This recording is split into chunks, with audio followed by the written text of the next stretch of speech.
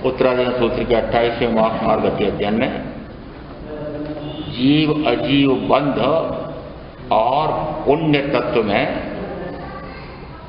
पुण्य आहार दान से भी पुण्य होता है और श्रवण को तथारूप श्रवण महान को आहार दान देने वाला श्रवणोपासक क्या प्राप्त करता है उसके बारे में चर्चा चल रही थी। व्याख्या प्रकृति सूत्र के 7.1 में प्रश्न क्रमांक 6 के उत्तर में आया तथारूप श्रवण महान को प्रासुक और ऐष्णी असन पान खादिम स्वादिम से प्रतिलाभित करता हुआ श्रवणोपासक उन्हें समाधि उपजाता है और जैसी समाधि उन तथारूप श्रवण महान को प्राप्त है वैसी समाधि प्राप्त करता है। पुनः प्रश्न क्रमांक 10 के उत्तर में आया कि वह कैसे समाधि से सिद्धि की प्राप्ति कर लेता है और फिर धर्म कथान योग में चरणानुयोग में आ गया कि ऐसे 10 ने दूसरे भाव में 6 ने तो सिद्धि प्राप्त कर ली और 3 14वें भाव में और 1 अनेक भाव करके सिद्धि प्राप्त कर ली। इसका अर्थ है कि एक तरफ पूरे आगम का प्रमाण आ रहा है कि आहार दान करने से सिद्धि हो जाती है, आत्म सिद्धि प्राप्त हो जाती है। इतना बड़ा जो कार्य है वह क्या मात्र आहार देने से होता है। यदि आहार देने मात्र से ऐसा हो जाए तब तो आप सारे भाई बहनों को अभी तक हो गई सिद्ध बुद्ध मुक्त हो गए होती, मिल गई होती सिद्धि।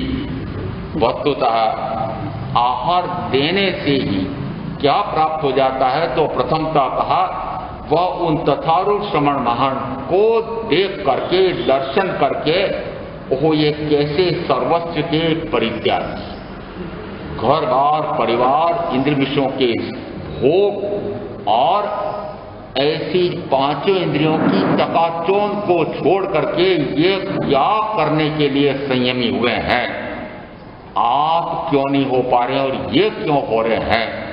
आपको 5 इंद्रियों के सुख चाहिए,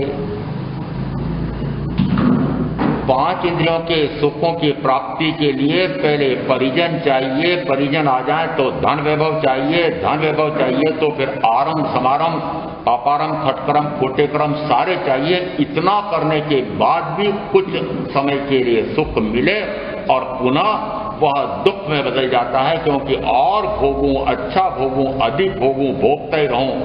इसका अर्थ है कि इंद्रिय विषयों का सुख वह पराश्रित सुख है और वह भी पूर्व के कर्म के उपार्जन के बाद वर्तमान में और पापारम करने के बाद प्राप्त हो सकता है। और फिर भोग करके यदि वह मजा ले और न मिले तो दुखी होकर के फिर जो कर्म बनते हैं उसको फिर भोगने के लिए चतुर्गति में भटकता है। आप ऐसे सुख की दौड़ में घूम रहे हैं। वस्तुतः कौन सा सुख जिसमें बाह्य में 3 बाह्य में व्यक्ति, वस्तु और स्थिति और मेरे साथ जुड़े हुए मन वचन काया, ये बाह्य में 3 साधन और मेरे साथ जुड़े हुए 3 आलम्बन। इन 6 को यदि बाहर कर दें और फिर सुख का अनुभव आता है तो कहा जाता है वह आत्मिक सुख है, आत्मिक आनंद है, परम सुख है, आत्मामृत है और वह शाश्वत सुख है। जिस समय चित्त संभूत में संवाद हो रहा था उस समय साथी चक्रवर्ती हो गए थे। उन्हें लगा पूर्व के भाव में अपन दोनों ने इस प्रकार की संयम और तप की आराधना की थी और मुझे चक्रवर्तीत्व तक का सुख प्राप्त हुआ है और तुम तो अब मैं शब्द मेरा गया फटीचर जैसे मांगते फिर रहे हो। मांगने आता हूं ना आपके? हाँ, अरे भूख लग रही हो तो भोजन मांगने आता हूँ, प्यास लग रही हो तो पानी मांगने आता हूँ, ठंड लग रही हो तो वस्त्र लेने आता हूँ, मकान चाहिए तो मांगने आता हूँ। नहीं आता उनको ये लगा कि इनको रिद्धि सिद्धि क्यों नहीं मिली।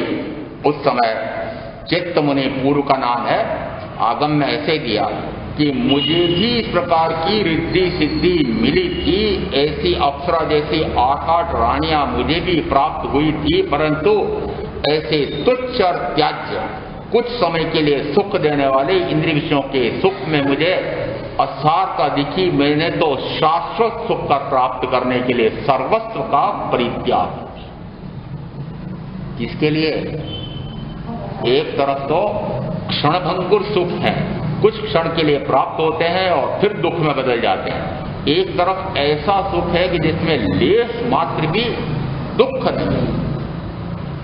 उस शाश्वत सुख सदा काल ऐसा मिलता रहे, किसी के ऊपर आश्रित करने की आवश्यकता नहीं है।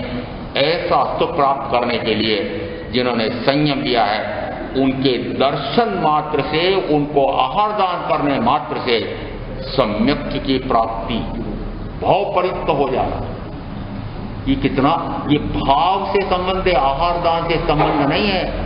आहार दे रहा है उस समय भाव क्या होते हैं, और मैं जिनको आहार दे रहा हूं वे ऐसे आत्म साधक हैं, रत्नत्रय धर्म के आराधक हैं, शुद्ध आत्मा के ज्ञाता, शुद्ध आत्मा के दृष्टा, उसी में रमण करने का निरंतर पुरुषार्थ करके ऐसे परम आनंद में लीन रहने वाले हैं।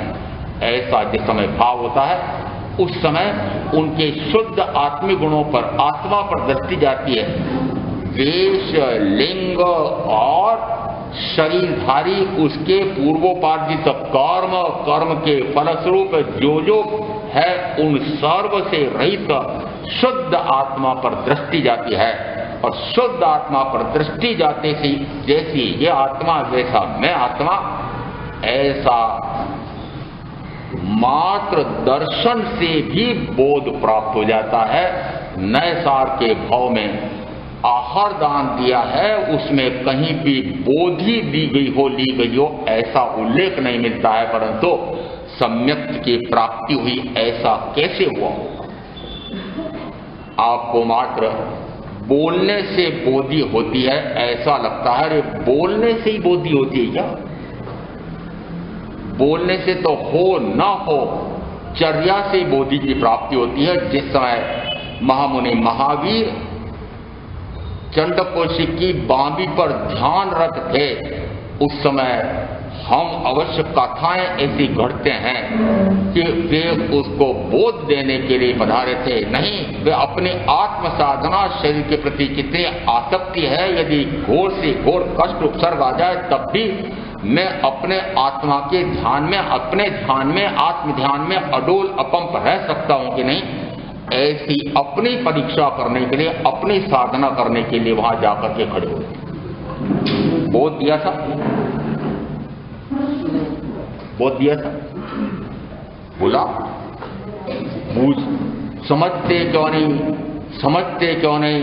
पूर्व में तुमने इस प्रकार से ऐसे ऐसे क्रूर कर्म किए थे, ऐसा क्रोध किया था, इस कारण से देखो तुम्हें अब गिरन भाव में आना पड़ा, और तुम क्रोध क्यों करते हो? शांत रहो, शांत रहो। तो मैंने फिर, क्योंकि मैं कुछ विचित्र प्रकार की व्याख्याएं करता हूं, मैंने कहा वो सर्प कहाँ तो शक्कर का, आंख की मात्रा, फिर न नल का, वो आधा न, फिर तराजू का, फिर रथ का और हल का, वो कहाँ पढ़ने गया था? गया था वो शब्द समझता था? शब्द तो नहीं समझता था, परंतु भाव समझता था, क्योंकि आत्मा तो है, और आत्मा है तो निश्चित है कि उस आत्मा के भाव को, शुद्ध निरंतर शुद्धता को प्रकट करने वाले ऐसे उस महत् पुरुष के उन शुद्ध आत्मिक स्वरूप पर दृष्टि जाती है। कैसे जाती है? कि जिस समय एक डंक लगाया और टकटकी लगा करके देखता है, अब गिरा कि अब गिरा, दूसरा डंक लगाया, फिर वापस देखा कि कुछ नहीं हो रहा है, तो एकदम से आवेश इतना बढ़ गया कि मैं इतने लोगों को ऐसा कर डालता हूं, मेरे से लेस मात्र भी विचलित हुआ, कैसा है? तीसरा डंक जोरदार लगाया और फिर टकटकी लगाकर देखे तो अब गिरे कि अब गिरे, परंतु देखा कि अडोल अकंप मात्र, आपको तो अडोल अकंप शरीर का आसन दिखाई दे रहा है, दृढ़ आसन दिखाई दे रहा है, वे अडोल अकंप आत्म ध्यान में लीन थी। अकंप, अकंप यानी लेश मात्र भी कोई भी विकार का भाव, क्रोध का भाव लेश मात्र भी नहीं, उसके प्रति वैर का भाव लेश मात्र भी, उसको मैं बोध दे दूं ऐसा भाव भी नहीं। और ऐसा जिस समय अपनी साधना करके वे तो चले गए, और उसके बाद जिस समय चंद्रकोशिक साधना कर रहे थे तो वो साधना कोई बोध प्राप्त हुआ था महावीर से? हुआ था? नहीं हुआ, नहीं हुआ। किससे हुआ? अरे किससे हुआ? चर्या साधना बाहर में दिख रही थी। कैसे दिख रही थी? यदि क्रोध का आपके अंदर में विकार है, यदि कोई छल प्रपंच कपट का अंदर में षड्यंत्र का भाव चल रहा है, दूसरा व्यक्ति ताड़ सकता है। मनोवैज्ञानिक कहते हैं कि चेहरे पर वो भाव उभर करके आ जाते हैं, संकेत दे देता है कि अंदर में क्या भाव चल रहा है। और एक कवि की कविता 6ठी कक्षा में पढ़ी थी मैंने कि ये दावे दबते नहीं है, चाहे वह राग हो न चाहे विराग हो, न चाहे क्रोध हो, न चाहे किसी के प्रति कपटाचरण का भाव हो, ये दावे दबते नहीं है, प्रकट होते हैं। यदि क्रोध प्रकट होता है तो क्रोध के स्थान पर अक्रोध, शांति, परम आत्मिक शांति, परम आनंद चेहरे पर झलकेगा, प्रतिबिंबित होता है। अंदर आत्मा ये जो अनंत आनंद में लीन होने का पुरुषार्थ करे, अनंत आनंद निरंतर प्रकट होता चला जा रहा था। और ऐसा जो अनंत आनंद है वह उनके क्रिया से प्रकट हो रहा था। क्रिया से कैसे प्रभावित हो रहा था कि लेश मात्र भी वे क्रोध नहीं करते। तो क्रोध न करने वाले ने क्या बोध दिया? शांत रहने का, कि क्रोध मत करो। तो बोलना पड़ता है। मुझसे तो आप बुलवाते हैं दया पालो, मैं सैकड़ों बार बोल देता हूँ मंगल पाठ दे दो, हर ये देखो जो मंगल पाठ, मैंने कहा मैं सैकड़ों बार दे देता हूँ, लेते हो? है? लेते ही नहीं। और उन्होंने दिया नहीं और ले लिया। देखो कितनी विचित्रता है। बोध दिया नहीं बोल करके, परंतु जो करके दिखाया वो दिखाया नहीं। कर तो अपनी साधना रहे थे, परंतु मात्र उन्होंने साधना को देखा, साधक के शुद्ध स्वरूप का ज्ञान हुआ, शुद्ध आत्मा का भान हुआ, और उनकी उस चर्या को देख करके, आत्म साधना को देख करके उनको पुनः सम्यक प्राप्त। क्या हुआ? सम्यक प्राप्त। तो जिस समय संयमी को आहार दान देता है तो संयमी के दर्शन नहीं होते? क्या ये पता नहीं लगता है उनको कि वस्तुतः ये कैसी साधना में है? मात्र संयमी की चर्या देख करके और इलायची कुमार को ऐसा ज्ञान और ऐसा वैराग्य आ गया कि 2 घड़ी में केवल ज्ञान प्रकट। क्या उन साधु ने आहार तो कोई दूसरी दे रही है, और बोध किसको प्राप्त हो गया? वो कैसे हो गया? कैसे हो गया? बाह्य में दिखाई देता है। समिति में दोष लगाएं, क्या अंतर पड़ता है?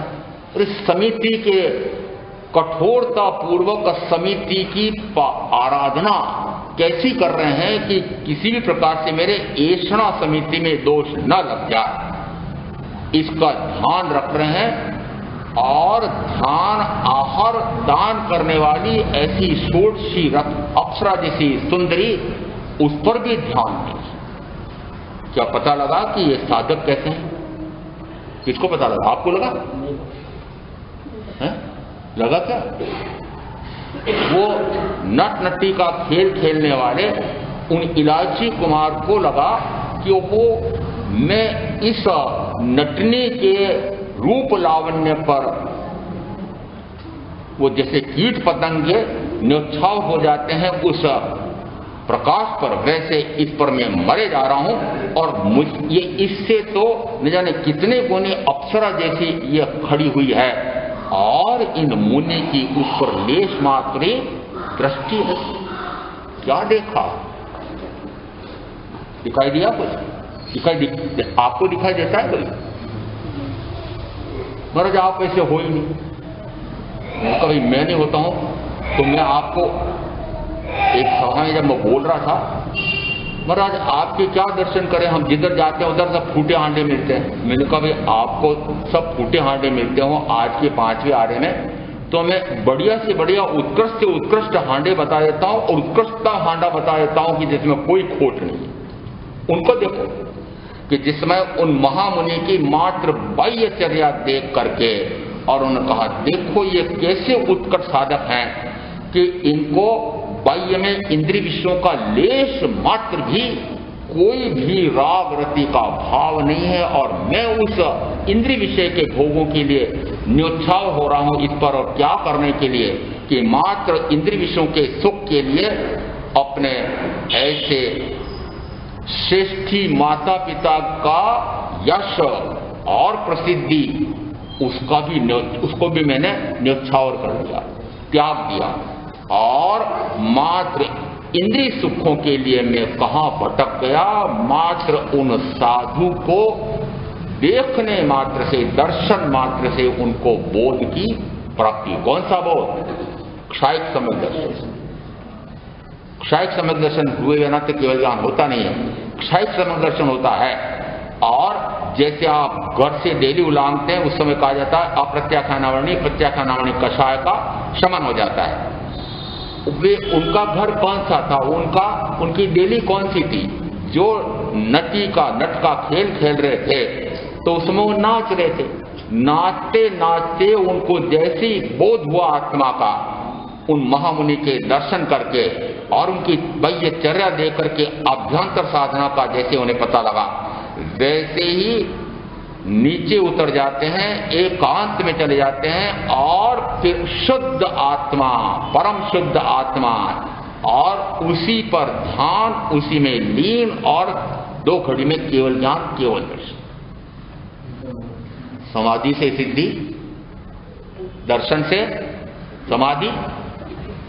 आहार दान करते हुए को, आहार दान लेते हुए को दर्शन करके समाधि, और समाधि से क्या प्राप्त हो गया? सिद्धि। पर कैसे होगी वो सिद्धि? अब यहां सिद्धि जीवित का त्याग करता है। आगे 10वें उत्तर में आया है कि वह तथारूप श्रमण महान को ऐसा आहार दान करने वाला श्रमणोपासक जीवित का त्याग करता है। फिर कहा दुस्त्यज्य वस्तु का त्याग करता है। दुस्त्यज्य, उनसे वह छोड़ी नहीं जा रही थी। क्यों नहीं छोड़ी जा रही? वो ऐसी अप्सरा जैसी ये कन्या, और मांग ली उनके पिता से। उन्होंने कहा भाई हम ऐसा नट नटी का खेल खेल करके और आजीविका चलाने वाले, और तुम्हारे इस शरीर सौष्ठव को और वस्त्रालंकार को देख करके मुझे लगता है कि भाई आप या तो राजकुमार हैं या श्रेष्ठी पुत्र हैं, ये वो जोड़ संबंध तो नहीं हो सकता। तो उन्होंने कहा किसी भी शर्त पर चाहिए। कि हाँ, शर्त कौन सी मान ली? कि मैं भी तुम्हारा जैसा नट बन जाऊं तो खुद तो दे सकते हैं, बराबरी में संबंध होता है। देखो किसका त्याग कर दिया। आपको यदि कहें कि शाश्वत सुख के लिए, शाश्वत, अभी मैंने कहा था कि आप किसके लिए न्यौछावर हो रहे हैं, किसके लिए खटकर्म खोटे कर्म कर रहे हो? कि इंद्रिय विषयों के सुख के लिए। इंद्रिय विषयों के सुख के लिए इलायची कुमार ने क्या कर लिया? श्रेष्ठी माता पिता का त्याग, यहां तक कि सारे धन वैभव का त्याग, यहां तक कि अपने उसकी लज्जा का भी कि मैं श्रेष्ठी पुत्र हूं, इसका भी त्याग। जिस समय इंद्रिय विषयों में अंधा होकर के न जाने क्या क्या कर डालता है, परंतु देखो जिस समय आंखें खुली है, तथारूप श्रमण महान को आहार दान करते हुए और आहार दान लेते हुए देख करके उनको जो उनकी शुद्ध आत्मा पर दृष्टि जाती है, शुद्ध आत्मा अपनी ऐसी उनकी दृष्टि जाती है और समाधि से सिद्धि प्राप्त होती है। इंद्रिय विषयों के सुख के लिए कितना खटकर्म करना पड़ता है, परंतु अब बताओ यहां आत्म सिद्धि प्राप्त करने के लिए क्या करना पड़ा कि जो कर रहे थे वो छोड़ दिए, जो कर रहे थे वो छोड़ दिए। मुक्ति किसमें? आप किसमें मानते हैं? हैं?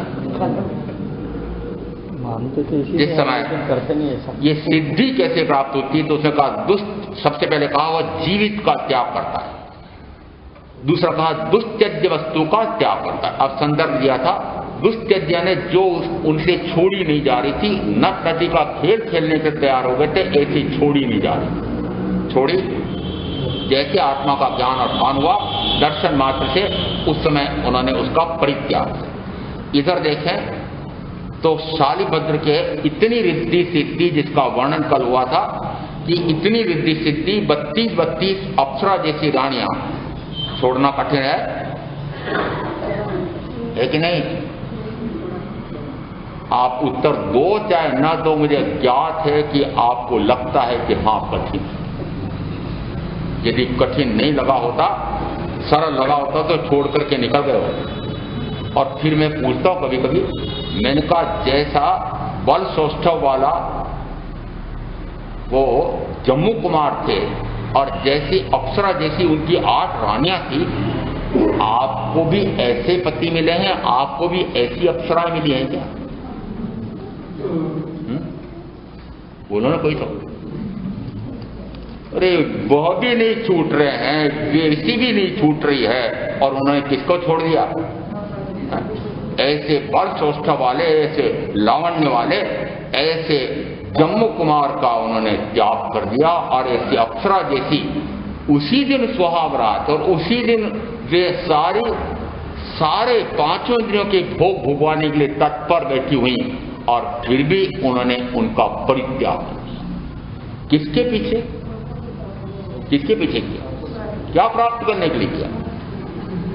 मूर्ख है ना। ऐसी अप्सरा जैसे 8 कन्याएं मिल जाए और दहेज में 99 लाख का दहेज मिल जाए, और पिताजी का अकेला बेटा और इतना धन वैभव, और छोड़ करके जा रहा है। वो जो डाका डालने चोरी करने वाले आए थे 500 चोरों और उसके सरदार, उनको आश्चर्य हो रहा था, अरे अपन तो धन लूटने आए, अरे छोड़ के जा रहे हैं, कैसे मूर्ख है? आपको कैसा लगता है? लगता है ना? लगता है कठिन है कि नहीं? कठिन। इसका अर्थ है ये दुष्त्यज्य का अर्थ होता है, यह ऐसा कार्य है कि जो त्यागना बहुत कठिन है, परंतु वह कठिन इसलिए लग रहा है कि आपने उसकी तुच्छता का भान नहीं किया है। वह तुच्छ वस्तु है, त्याज्य वस्तु। तुच्छ और त्याज्य का अर्थ होता है कि आत्मा के शाश्वत सुख की अपेक्षा से वह तुच्छ है, और त्याज्य कि वस्तुतः मैं एक पुद्गल परमाणु पर भी स्वामित्व आधिपत्य नहीं कर सकता। मैं फिर इस धन वैभव पर, ये इतनी अप्सरा जैसी इन कन्याओं पर, ऐसे इन परिजनों पर, ये 99 लाख दहेज के इस धन वैभव पर, इस पर कैसे स्वामित्व आधिपत्य कर सकता हूं? मैं तो एक पुद्गल परमाणु पर भी आधिपत्य करने में समर्थ नहीं हूं। ऐसा तत्व स्वरूप उन्होंने तीर्थंकर महावीर से कहो कि आचार्य सुधर्मा स्वामी से बहुत समझा था, और उसके बाद समझ लिया कि ये तुच्छ है और त्याज्य है। ये दुस्त्यज्य आपको लगता है। किसको लगता है? ये छोड़ना कठिन है। वो कठिन इसलिए लगता है कि तत्व स्वरूप समझा नहीं है, समझा नहीं कि वास्तव में ये त्यागने योग्य है, ग्रहण करने योग्य नहीं। मैं इन ग्रहण कर ही नहीं सकता, ये वस्तु मेरी हो ही नहीं सकती। मात्र आत्मा का शुद्ध स्वरूप, मैं तो अनंत ज्ञान, अनंत दर्शन, अनंत सुख, अनंत वीर्य स्वरूपी आत्मा हूं, और मेरे निज गुणों पर ही मैं स्वामित्व आधिपत्य कर सकता हूं। मैं अपने गुणों ही परिणमन कर सकता हूं। मैं पर द्रव्य के गुणों में परिणमन कर नहीं सकता। मैं पर द्रव्य के ऊपर स्वामित्व आधिपत्य कर नहीं सकता। ऐसा जिस समय तत्व समझ में आ जाता है, उस समय वह लगता है अरे तुच्छ है और त्याज्य है। उस समय वह एक क्षण में छूटता हुआ दिखाई देता है। यदि 3 खंड का राज्य मिल जाए और उसी क्षण कहे कि ये मेरा है ही नहीं, मेरा हो ही नहीं सकता है, और वे गज सुकुमार छोड़ करके अलग हो गए। क्यों हो गए? कैसे हो गए? उन्होंने एक ही प्रश्न सुना था, आपने कितना सुन लिया? तुच्छ और त्याज्य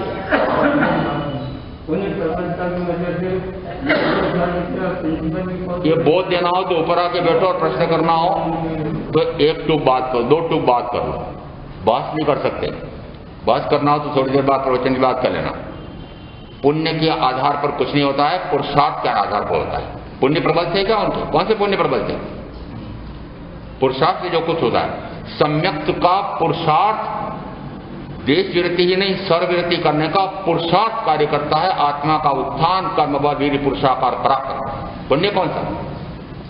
पुण्य से यदि पुण्य की पीठिका से मोक्ष मिलता हो तो पुण्य तो चक्रवर्ती सारे करके आए, वो 2 नरक में क्यों चले गए? अभी उदाहरण दिया था कि पुण्य तो इतना कमा के आए कि ये संभूत मुनि, पूर्व में संभूत मुनि और वर्तमान में ये ब्रह्मदत्त चक्रवर्ती, पुण्य का इतना फल मिल गया। और फिर उन्हीं के साथी उसी भाव में मोक्ष जाने वाले, और वे उनको बोध दे रहे हैं। और ये इतना सातिशय पुण्य और उनके साथ था कि ऐसा उत्कृष्ट से उत्कृष्टतम बोध उनको अपने पूर्व के साथी संयमी से मिला है। अब क्या कमी रही? क्या कमी रही? पुरुषार्थ की कमी। मात्र इंद्रिय विषयों के भोगों की आसक्ति। और सूत्र कह रहा है, आगम कह रहा है, उसमें स्पष्ट आया है, मैं जानता हूं परंतु मुझसे भोग छोड़े नहीं जा रही। ये जो आप शब्द बोलते हैं ना, सत्य बोलते हैं। कैसे बोलते हैं? मैं जानती हूं, मैं जानता हूं कि वास्तव में ये भोग त्यागने योग्य है, छोड़ने योग्य नहीं है। ये इंद्रिय विषयों के भोगों से भयंकर कर्म का बंध होता है। मैं जानती हूं, मैं जानता हूं। और प्रज्ञापना सूत्र का संदर्भ दिया था कि जिस समय ज्ञानावरणीय कर्म का उदय आता है उस समय पुद्गल, पुद्गलों और पुद्गल के स्वभावतः परिणमन को वह अपना मानता है, अपना जानता है।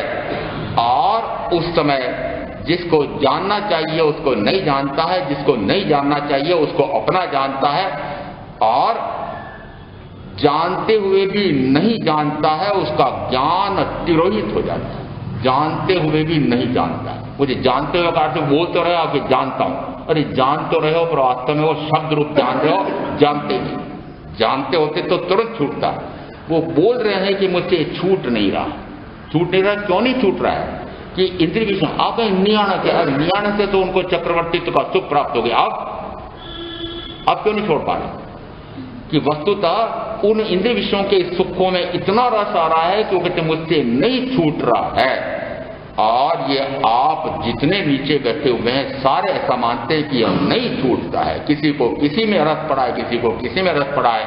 और वो सारा रस क्या है? वो संसार का बंद कराने वाला है, चतुर्गति में भटकाने वाला है। और इसलिए कहा जाता है कि क्या कर रहे हो? जिस समय दुष्त्यज्य वस्तु का त्याग करता है, फिर आगे दिया शब्द दुष्कर कार्य करता है। दुष्कर यानी जो करना अत्यंत कठिन है। कौन कौन से दुष्कर हैं, कौन कौन से दुर्लभ हैं? तो फिर उत्तराजन सूत्र में चत्तारी परमंगाणी दुल्लाहाणी संतरणों जंतुणों माणु सत्तम स्वयं श्रद्धा संयम में वीर्यम। यहाँ जीवों के लिए 4 परम दुर्लभ कही गई हैं।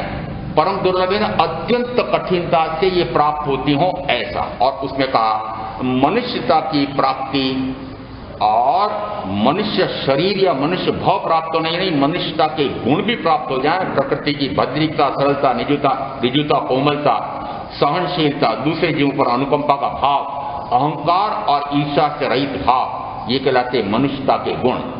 सामंजस्य संवेदना का गुण, ऐसे वैशिष्ट प्रकार के गुण उसके हो जाए, उसको कहा यह अत्यंत दुर्लभ है। उसके बाद में फिर कहा केवल प्रदत्त वाणी सुनना यह दुर्लभ है।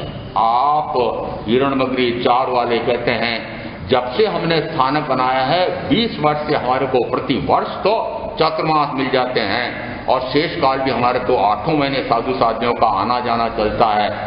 हमें कहाँ दुर्लभ है केवली प्रदत्त वाणी?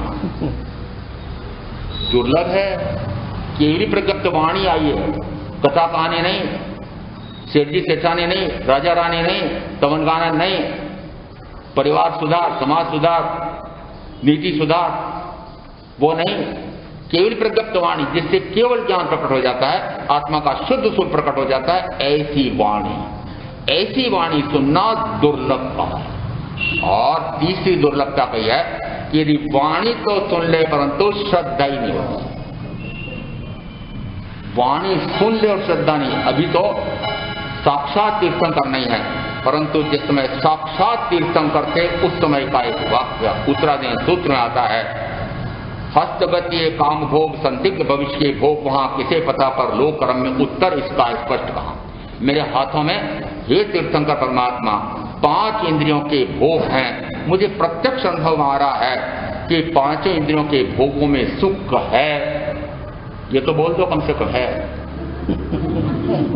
बोलो चाहे नहीं बोलो मुझे पता है, नहीं तो बैठे कैसे हो वहां पर कि 5 इंद्रियों के विषयों में सुख लग रहा है। न्यूनाधिक हो सकता है, किसी एक का, किसी को 2 का, किसी का 3 को, किसी का 4 का, किसी को 5 का सुख लग रहा है, इसलिए वहां बैठे हैं। इसका अर्थ है कि मेरे हाथ में प्रत्यक्ष मेरे अनुभव में आ रहा है कि 5 इंद्रियों के सुख का अनुभव है। और आप भगवान कहते हैं आत्मा में अनंत सुख है, अंदर जाओ, अंदर उतरो, अंदर झांको। तो मैंने कहा अंदर झांको, जिस समय कहा जाता है अंदर झांके तो ये फेफड़ा ये ऊंचा नीचा हो रहा है, धोकनी सरीका बोल रहा है, ये हृदय धड़ धड़ धड़ धड़ कर रहा है, ये आमाशय में सारे हम किसमें झांको। अरे अंदर झांको का अर्थ है कि अपने आप को देखो, अपने आप को जानो, अपने आप में रमो, अपने आप में जो बाहर में जानना, बाहर में देखना, बाहर में रमना हो रहा है, वो बाहर का जानना देखना रमना बंद करो। उसको कहते हैं अंदर देखो, अंदर जानो, अंदर झांको। इस समय जिस समय ऐसा वह पक्का कर लेता है कि वस्तुतः यह केवल प्रज्ञप्त वाणी ऐसी है कि मुझे अब ये और संयम से संयम में इंद्र विषयों के रोग भोग करके रोग पैदा करने, कर्म पैदा करने के स्थान पर मुझे इंद्र विषयों पर विजय प्राप्त करनी है और शाश्वत सुख प्राप्त करना है। उस समय वह उस केवल प्रज्ञप्त वाणी पर श्रद्धा करता है। वो आप तीर्थंकर परमात्मा जो कहते हैं वह सत्य कहते हैं। मुझे आपके द्वारा प्रतिपादित जीव और अजीव इन दोनों का भेद, शरीर और आत्मा का भेद समझ में आया है और शरीर से पूर्णतः भिन्न मुझे शुद्ध चैतन्य स्वरूपी आत्मा ऐसा ज्ञान हुआ है। सुनते सुनते मुझे इस प्रकार के इस आत्मा का साक्षात्कार हुआ है, अनुभव हुआ है और आपने जो स्वरूप बताया है मुझे निशंक आत्मज्ञान हुआ है। ऐसा उपासक दशांग सूत्र में आनंद श्रावक कहते हैं। ऐसा राजप्रश्न सूत्र में वे राजा परदेशी कहते हैं कि ऐसा मुझे आत्मा का आनंद का अनुभव आया है। और जब आत्मा के आनंद का अनुभव आता है उस समय जिसको आप दुष्कर से दुष्करतम कहते हैं, चौथा कौन सा? चत्तारी परमंगाणी दुल्लाणी जंतुना माणु सत्तम स्वयं सद्धा संयमी वीर्यम, संयम में पराक्रम करना यह दुर्लभतम है, कठिनतम है, दुरूह है, कठिन। कैसे करें? भूमि शयन कैश नौचन 22 परिश, न जाने कितने कष्ट उपसर्ग, न जाने कौन कौन सत्कार दुष्कार, भूख और प्यास और गर्मी और सर्दी और न जाने कितने कितने कष्ट उठाने पड़ते हैं। दुष्कर है ये तो बोलो, दुष्कर है। बोलो ना, माँ कठिन है, बहुत कठिन है। खंडे की धार, तीखी तेज धार तलवार की और नंगे पांव जैसे उस पर नाचना चलना होता है, ऐसा यह कठिन है। ये गंगा नदी के उल्टे प्रवाह में जैसे तैरना कठिन है, जैसे समुद्र को बाहुओं से पार करना कठिन है, जैसे रेती का कवल चबाना गले उतारना कठिन है, वैसे संयम बोलो दुष्कर है। ऐसा का ऐसा जिस समय जमाली पुत्र के आज्ञा लेने गए थे दीक्षा की, तो माता ने कहा था कि बेटा ये इस अपेक्षा से दुष्कर है। उस समय जमाली पुत्र का, अब आप जिन जन ने पहले कहा था कि दुष्कर है, उत्तर सुन लो। जमाली पुत्र उत्तर देते हैं, माँ यह कायरों के लिए दुष्कर है, वीरों के लिए। आप क्या बोले पहले? महावीर के वीरों कायर खड़ा करते हो, दुष्कर नहीं है। वस्तुतः आप जहां बैठ करके जो कार्य कर रहे हैं, मुझे तो आपको देख देख करके तरस आती है कि कितने कष्ट, कितनी बाधाएं, कितने परेशानियां, कितनी चिंताएं, कितनी पीड़ाएं, कितने तनाव और कितने दिन रात दुखी रहते हैं शारीरिक रूप से, मानसिक रूप से, परंतु फिर भी आपकी छाती वज्र जैसी है कि सारे कष्ट सहन करके भी वहां के वहां डटे रहते हैं। क्या गजब है जिस समय ऐसा दुष्कर कार्य करता है ने। और फिर संदर्भ देखें, यदि 3 खंड का आधिपत्य प्राप्त हो गया, स्वामित्व प्राप्त हो गया, छोड़ना दुष्कर है? ये छोड़ना दुष्कर कौन कहता है और कौन नहीं कहता है? देखो छोड़ा तुरंत, जैसे ही सारे घुटने टेक करके, और हाँ अब आप राजन वासुदेव से बोल रहे हैं कि अब आपकी क्या आज्ञा। कृष्ण स्वयं घुटना टेक करके गस्त कुमार वासुदेव से उस समय बोलते हैं, क्या आज्ञा है? आप होते तो क्या आज्ञा देते? जैसे उन्होंने दी वैसे आज्ञा देते? क्या आज्ञा दी? मां अभिनिष्करण की तैयारी करो, इसको कहते हैं महादुष्कर। और जिस समय 6 खंड का आधिपत्य, कितने का? 6 खंड का। आपके पास 6 खंड की हवेली है? नहीं तो 6 कोठी बंगले होंगे। अरे 6 कमरों का मकान है ना? छूट रहा है। और यदि चक्रवर्ती ने, चक्रवर्ती तो छोड़ा है, तो साथ में देखो कि 64,000 अप्सरा जैसी उनकी रानियां, 64,000 वापस दासियां, 64,000 उपदासियां, 1,92,000 के साथ भोग भोगने वाले, और एक क्षण में लात मार करके बाहर। दुष्कर, महादुष्कर है? दुष्कर है? अरे दुष्कर होता तो छोड़ा कैसे? नहीं है दुष्कर। आपने मान लिया, वस्तुतः ये मान्यता के ऊपर है कि वस्तुतः ऐसा भोग भोगते भोगते भी यदि काल होगा तो जैन देवाकर तोत महाराज साहब कहते हैं, जो राजेश्वरी से भोगेश्वरी, जो भोगेश्वरी से नरकेश्वरी।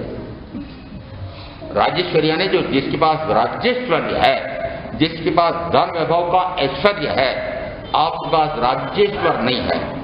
राजा का ऐश्वर्य तो नहीं है ना? नहीं है, परंतु आप अपने अपने घर के राजा रानी तो हो ना।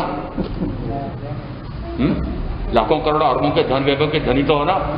ये जो जो वैभव है, कहा यहां यदि वैभव का भोग करे तो कहा यहां जो राजेश्वरी से भोगेश्वरी भोग भोगता है, और जो भोगेश्वरी से नरकेश्वरी। स्थानाम सूत्र के 7वें स्थान में आया है कि जो ऐसे 5 इंद्रियों के भोग भोगने वाले, उसमें आकंठ डूबे रहने वाले, और साथ में कहा जो महाआरंभ महापरिग्रह में रत रहने वाले, वे सीधे 7वीं रात्रि में जाते हैं।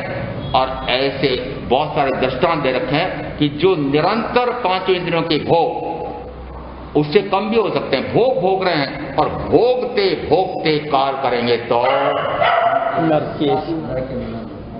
तो क्या तैयारी कर रहे हो? कौन सी तैयारी कर रहे हो?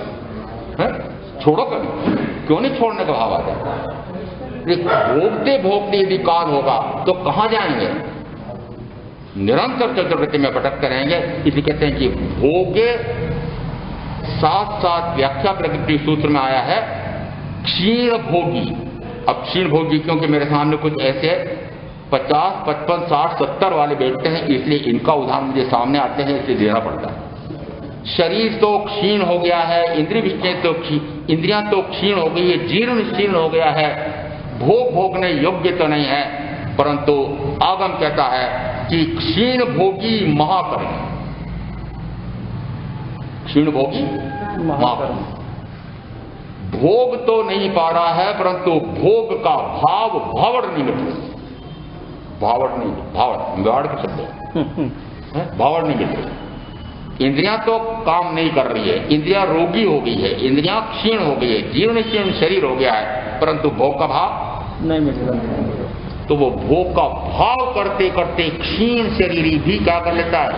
महाकर्म का बंद कर लेता है। और दूसरा उसी साथ साथ क्या प्रकृति में आया कि क्षीण त्यागी, कि चाहे शरीर से कितना ही कष्ट हो, परंतु यदि वह भावों से इन भोगों का, धन वैभव का, उसकी ममता मूर्छा का, भोगों की इच्छा का परित्याग करता है और शाश्वत सुख आत्मिक आनंद के लिए इनका परित्याग करता है, तो वह महापर्यवसान और महानिर्जरा कर देता है। यहाँ क्षीण भोगी क्षीण त्यागी। फिर आगम यहां तक कहता है कि यदि किसी के पास साधन नहीं है, सुविधाएं नहीं है, भोग करने की शक्ति नहीं है और फिर वह त्याग करे, तो वह त्यागी नहीं कहा जाता है। जिसके पास साधन भी हैं, सुविधाएं भी हैं, शक्ति भी है और फिर भी त्यागता है, तो कहा जाता है वह त्यागी है। तो जिस समय जो जो हमारे यहाँ वर्णन आते हैं, वो जमाली पुत्र 8 अप्सरा जैसी रानियां थी और आगम 9:33 व्याख्या प्रगति सूत्र में इतना वर्णन आता है कि ऐसी ऐसी उनकी रानियां थी, ऐसा ऐसा धन वैभव था, परंतु उसको क्या माना कि तुच्छ है, त्याज्य है, भोग रोग है और छोड़ करके निकल गए। इसका अर्थ है कि जिस समय संयम ग्रहण किया जाता है, उस समय आप जिसको दुष्कर मानते हैं, मात्र आपने मान रखा है दुष्कर है। जो दुष्कर कार्य करता है वह सिद्ध बुद्ध मुक्त होता है। दुष्कर जिस समय शालिभद्र की रिद्धि सिद्धि आपने वर्णन सुन लिया, यदि ऐसी रिद्धि सिद्धि की यदि वे कहां सूर्य उगता है कहां अस्त होता है पता ही नहीं लगता है, और जिस समय यदि अपने उस कोठीनुमा महल में रहते होंगे, बाहर यदि निकलें तो सारे नौकर चाकर परिजन पलक कांवड़े बिछाए रहते हैं और ऐसे कालीन बिछे हुए रेशमी मुलायम ऐसे सब तरफ बिछे हुए और उन पर चल रहे। फिर इंद्रिय विषयों के सुख कितने, पांचों इंद्रियों के सुख कितने, गर्मी सर्दी की कोई समस्या थी क्या? नहीं थी। अब जिस समय वे संयम लेते हैं, शालिभद्र जैसी रिद्धि, आप कहते हैं कि ऐसी रिद्धि छोड़ने वाले, अरे वो शालिभद्र स्वयं इस प्रकार की रिद्धि छोड़ करके जब निकल रहे हैं, और अब मैं इसलिए दृष्टांत दे रहा हूं कि ऐसे रिद्धि संपन्न जिस समय संयम लेकर के और आप बहनों के सामने हाथ पसारे कि मुझे भोजन चाहिए, आप भाइयों के सामने हाथ पसारे कि मुझे ठहरने के लिए मकान चाहिए, दुष्कर है? दुष्कर है कि नहीं? दुष्कर है? नहीं है? क्यों नहीं? कहते हैं चक्रवर्ती जिस समय संयम लेते हैं और उनके पूर्व ही उनका एक दासी का पुत्र यदि संयम लेके बैठा हुआ है, और यदि दासी पुत्र को ऐसा भाव आ जाए, ओहो मैं इनकी दासी का पुत्र हूं, और चक्रवर्ती को ऐसा भाव आ जाए कि अरे मुझे इनको नमना पड़ रहा है, मैं चक्रवर्ती रहा था, तो कहा दोनों ही मान कषाय में जा रहे हैं। एक मान कषाय में ऊपर जा रहा है, एक अहंकार वाला मान कषाय है और एक दीनता वाला विलोप, मान का विलोप। एक में अहंकार आ रहा है, एक अहंकार का विलोप, दीनहीन मान रहा अपने आप को, मैं इनका दासी का पुत्र हूं, मैं संयम में श्रेष्ठ हूं, मैं इस प्रकार की उत्कृष्ट ज्ञान दर्शन चारित्र की आराधना करने वाला संयमी हूं। ऐसा अंदर में भाव नहीं आया। वस्तुतः इनका ऐसा होता नहीं है, परंतु मैंने तो उदाहरण दिया समझाने के लिए कि जिसमें चक्रवर्ती यदि दासी पुत्र पूर्व में दीक्षित है, वह उनको नमन करते। कठिन है? कठिन है कि नहीं? कठिन है।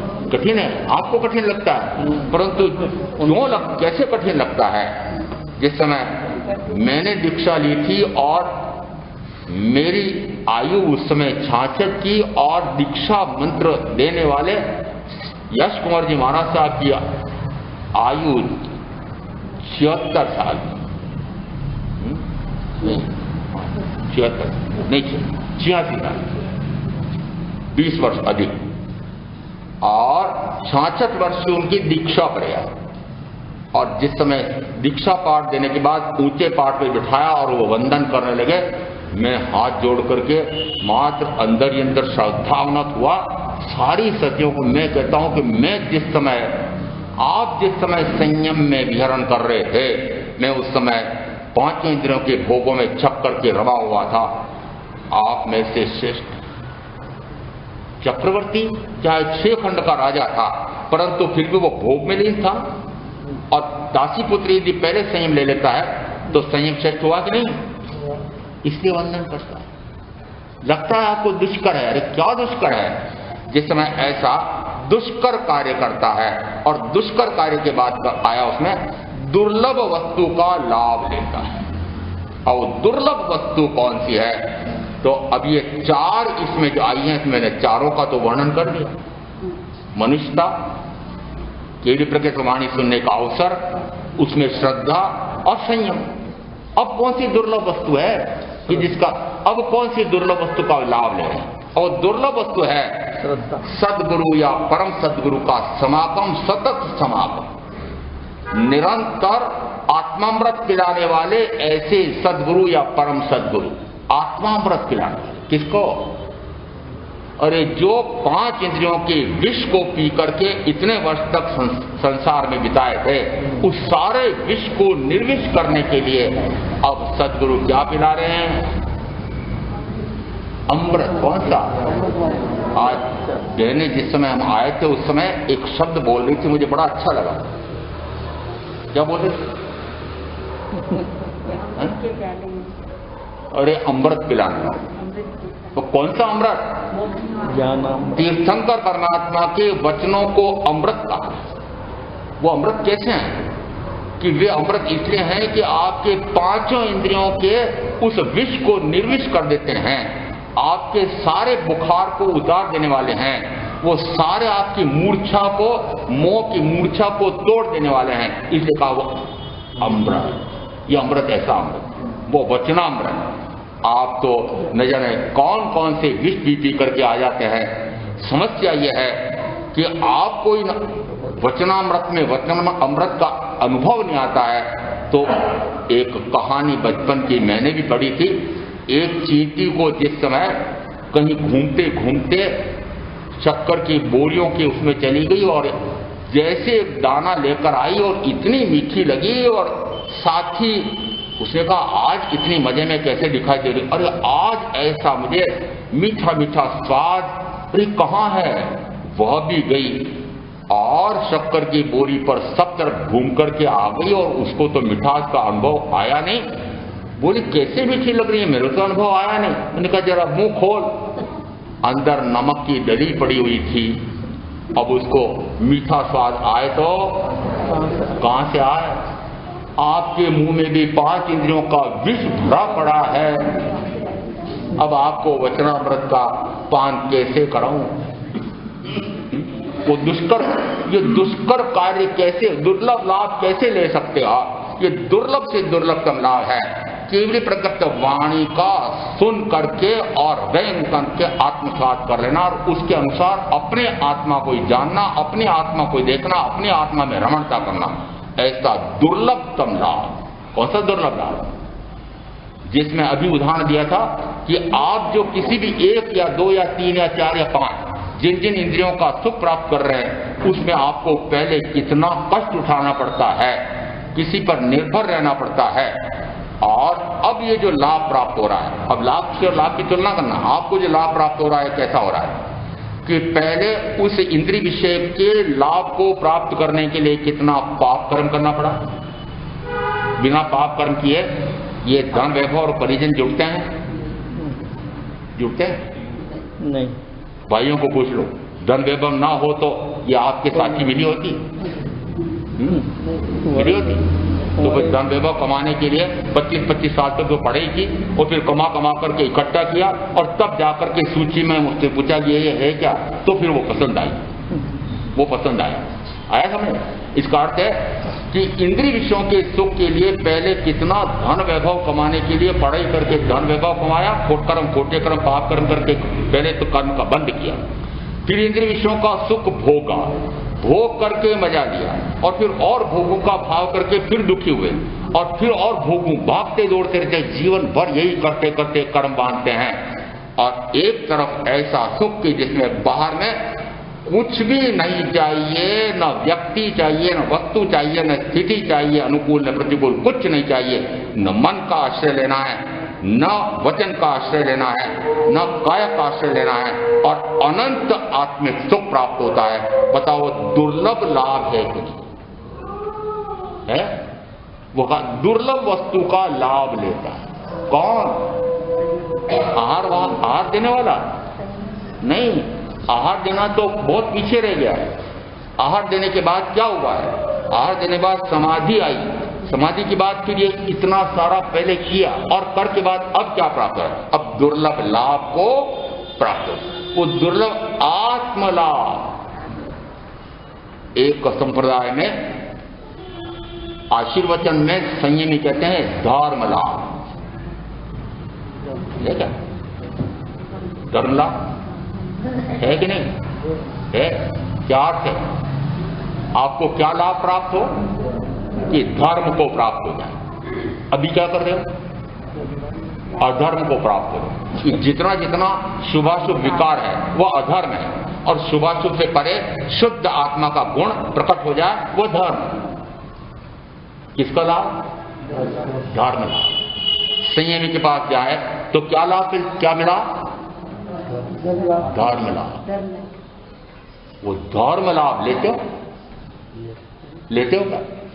और ये दुर्लभ लाभ वस्तुतः सूत्र में कहा जाता है कि दूसरा अध्ययन ऐसा है कि जो भगवान ऋषभदेव ने 98 पुत्रों को बोध दिया था। संबुद्ध्या किम्नबुद्ध्यै संबोई करिपच्चा दुल्हा ऋणो गुणवंती रात्यो ऋणा सुलभम पुनराविजीव्यम। संबोधि को क्यों नहीं प्राप्त होते हो? संबोधि को क्यों नहीं प्राप्त होते हो? संबोधि को प्राप्त हो। संबोधि यानी सम्यक बोध को क्यों नहीं प्राप्त हो? सम्यक बोध प्राप्त करने का अवसर अन्य अन्य स्थानों पर अन्य अन्य गतियों में दुर्लभ से दुर्लभ तक है। कहां सुलभ हुआ? कि मनुष्य भाव में। कब सुलभ हुआ? कि सातिशय पुण्य के उपार्जन में सद्गुरु का समागम हुआ तब। और फिर भी यदि मुमुक्षु भाव जगे तब। इसका अर्थ है कि पुरुषार्थ मुमुक्षु भाव लेकर के सद्गुरु के पास जाए तो सातिशय पुण्य ने कार्य कराया। सातिशय पुण्य मात्र आपको सद्गुरु का समागम दे रहा है, और सामान्य पुण्य से मनुष्य भाव, पांचेंद्रिय पूर्णता और बुद्धिमत्ता ये मिल गई है। अब पुण्य का उपार्जन, जो सातिशय पुण्य का उपार्जन किया, उस सातिशय पुण्य के फलस्वरूप आपको केवल प्रगट वाणी और सद्गुरु का समागम ये दोनों एक साथ मिलते हैं। एक मिलते हैं कैसे? मान लो जिस समय ऐसा प्राप्त होता है उस समय वो जो वचनामृत प्राप्त हुए, वो जो वीतराग वाणी प्राप्त हुई, वो वीतरागता में ले जाती है। ये रागादि से रहित करके वीतरागता का शुद्ध स्वरूप प्रकट करना ये दुर्लभ लाभ। कौन सा लाभ प्राप्त करता है? तो दुर्लभ लाभ। और आगे एक शब्द बड़ा महत्वपूर्ण आया है, ऐसा दुर्लभ लाभ प्राप्त करके वह फिर बोधि को प्राप्त कर। तो बोधि का बोध प्राप्त करके फिर सिद्ध होते हैं, बुद्ध होते हैं, मुक्त होते हैं। बोधि का बोध। अभी बोधि का बोध कहां से आता है? वस्तुतः बोध की प्राप्ति तो उस समय कही जाती है जिस समय जीवाजीव का भेद विज्ञान होता है। शरीर से आत्मा पूर्णता, द्रव्य से, क्षेत्र से, काल से, भाव से पूर्णतः स्वतंत्र पृथक अस्तित्व वाला है, ऐसा अपने आप को जान ले, अपने आप को देख ले, अपने आप का अनुभव कर ले, उस समय कहा जाता है बोधि प्राप्त हो गई। अब ये श्रवणोपासक हो गया। श्रवणोपासक होने के बाद फिर ये इतना सारा हुआ, और अभी अंतिम शब्द आया है बोधि का बोध प्राप्त करना है। तो बड़ा विचित्र शब्द आया है। 9:31 व्याख्या प्रकृति सूत्र में आया, केवली यावत केवली उपासिका से सुन करके या केवली यावत केवली उपासिका से सुने बिना यदि कोई ज्ञानावरणीय कर्म का क्षयक्षम करे तो वह ज्ञान की प्राप्ति करता है। यदि वह दर्शनावरणीय कर्म का क्षयक्षम करे तो वह शुद्ध बोधि लाभ को प्राप्त होता है। यावत यदि केवल ज्ञानावरणीय कर्म का क्षय करे तो केवल ज्ञान को प्राप्त होता है। अब यहां पहले आया ज्ञानावरणीय कर्म का क्षयोक्षम करे तो, यदि केवली यावत केवली उपासिका से सुन करके क्षयक्षम न करे तो, वाणी तो सुन ली और अनसुनी की, कौन कौन कर रहे हो अनसुनी? सारे अनसुनी कर रहे हो। हाँ, सुनिए अनसुनी कर रहे हो। आपके दो कान हैं महाराज, हमारा दो कान इसीलिए दिए, सुनिए अनसुनी करते हो। प्रथम तो अधिसंख्यक सुनते ही नहीं। प्रथमतः तो अधिसंख्यक सुनते ही नहीं, और जो सुनते हैं वो भी सुनी अनसुनी करते हैं, और सुन लिया तो श्रद्धा नहीं करते हैं, श्रद्धा कर लिया तो पराक्रम नहीं करते हैं। आत्मा का उत्थान कर्म बल वीर्य पुरुषाकार पराक्रम आत्मा में नहीं लगाते, शरीर इंद्रियां भोग रुचि में लगा रहे, उल्टी बुद्धि। इसका अर्थ है कि ये सुनना कहां से हो? इसलिए कहा संबोधि बहुत दुर्लभ है, वह अत्यंत दुर्लभता से प्राप्त होती है। जो समय व्यतीत होता जा रहा है, जो रात्रियां व्यतीत होती चली जा रही है, वह पुनः लौट करके आती नहीं है। ना नो हुणमंती रात्यो ना सुलभम पुनराविजीव्यम, कि यह जो वर्तमान में जीवन मिला हुआ है वह पुनः पुनः मिलने वाला नहीं। अब वर्तमान में जीवन कौन सा? तो ये दो अर्थ किए हैं। वर्तमान में मिला हुआ है मनुष्य जीवन, वर्तमान में मिला हुआ, मैं अपने संदर्भ से सोचूंगा, वर्तमान में मिला हुआ है संयमी जीवन। कौन सा जीवन? संयमी जीवन। यदि इतना पराक्रम करके संयमी जीवन अपना लिया है और अब इंद्रिय विषयों की लोलुपता के पीछे या अन्य अन्य कारणों से, मात्र बाह्य की यश प्रसिद्धि के लिए या अन्य कारणों से असंयम में जाऊं तो क्या हुआ? अवसर खो दिया, दुर्लभ से दुर्लभतम अवसर मिला और खो दिया। इसलिए कहा कि यह जीवन जो वर्तमान में मिला हुआ है वह पुनः पुनः मिलने वाला नहीं है। अब जो बोध दिया उस समय देखो कि 98 पुत्रों को जो बोध दिया था उस समय साक्षात सामने कौन है बोधा था? साक्षात प्रथम तीर्थंकर इस अवसर करने के ऋषभदेव परमात्मा ने। ऐसे साक्षात तीर्थंकर की वाणी का सुनना, हृदयंगम करना, आत्मसात करना और संयम में पराक्रम करके और संयम वीतराग संयम प्रकट कर लेना, यह कितना विशिष्ट हुआ। इसलिए कहा ऐसा जीवन मिलना, ऐसा अवसर मिलना यह अत्यंत कठिन है। और आचरण सूत्र के प्रथम स्कंध में दूसरे अध्ययन आया हुआ है मान की स्वर्णिम बेला। कौन सी? स्वर्णिम बेला। ये ऐसा काल है कि उन्नति करते करते मैं यहां तक आ गया हूं, केवल प्रकृत वाणी भी सुन ली है, बुद्धि भी विशिष्ट मिली है, समझने की शक्ति भी है। अपने संदर्भ से मैं सोचता हूं कि समझने की शक्ति तो है थोड़ी सी, परंतु कुछ कुछ समझाने की भी शक्ति है। और अभी भी यदि प्रमाद में पड़ा रहेगा तो ऐसा अवसर फिर कब मिलेगा? आप सोचते हो कभी कि ऐसा अवसर फिर कब मिलेगा? तब कहा जाता है कि वह उस दुर्लभ बोधि को प्राप्त करता है। यहां कहा यदि वह दर्शनावरणी कर्म का क्षयक्षम करे। अब थोड़ा सा ज्ञानावरणी कर्म का क्षयक्षम करने से तो आत्मज्ञान होता है, दर्शनावरणी कर्म के क्षयक्षम से क्या होता है उसको समझने के लिए यहां केवलम बोहिम बुद्धिया दरिशावर्णजाम खबो वश में केवलम बोहिम बुद्धिजा सूत्र ऐसा दिया हुआ है। 9:31 प्रश्न क्रमांक 2 के उत्तर में आया है कि यदि वह दर्शनावरणी कर्म का क्षयक्षम करता है तो वह शुद्ध बोधि लाभ को प्राप्त होता है। अब शुद्ध बोधि लाभ शब्द का अर्थ क्या निकालना? यहां यदि दर्शनावरणी कर्म आगम का प्राकृत पाठ भी इसी प्रकार से आया हुआ है तो अब आपको ये समझने के लिए ठीक ऊपर तक अवधान देना पड़ेगा। यदि केवल ज्ञान प्रकट होता है तो किससे होता है? ज्ञानावरणी कहो कि केवल ज्ञानावरणी कर्म का क्षय करते हैं। केवल दर्शन किससे प्राप्त होता है? कि दर्शनावरणी कर्म के क्षय से। तो बोला ना पूरा, फिर क्षयक्षम बोल रहे थे, क्षयक्षम से और उसके बाद में आया क्षय से। यदि केवल दर्शनावरणी कर्म का क्षय करे तो निरंतर अपने आप को देखना, अपने आप को देखना, अपने आप को देखना, दृष्टा दृष्टा दृष्टा, आत्मदृष्टा आत्मदृष्टा आत्मदृष्टा, आत्मज्ञाता आत्मदृष्टा, ज्ञाता दृष्टा ज्ञाता दृष्टा ज्ञाता दृष्टा, इसका अर्थ है निरंतर अपने आप को जानना, निरंतर अपने आप को देखना, एक समय के लिए भी पर पदार्थ पर दृष्टि न जाए, पर पदार्थ को न देखे, पर पदार्थ को न जाने, पर पदार्थ में न रमे, उसको कहा केवल ज्ञान, केवल दर्शन। यदि दर्शनावरणी कर्म का क्षय करे तो निरंतर आत्मा आत्मा को देखता है। यदि दर्शनावरणी कर्म का क्षयक्षम करे तो मुक्ति क्या करेगा? देखेगा कि नहीं? किसको देखेगा? आत्मा को देखेगा।